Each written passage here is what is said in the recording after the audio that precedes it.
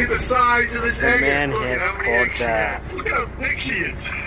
biggest Never even seen a lobster built from like that. Lobsters can actually live upwards of 100 years old. We say this one must be pushing that. Somehow she's made it all these years without getting caught upstairs. We're going to do the honor of being the first one to give her a V-knot. So watch, if you're new, it's just a way to protect the breeders. Not all the females can produce eggs, so it's important we keep track of the ones that do. Like on a farm, we don't want to harvest the breeders. This lobster's now illegal to keep.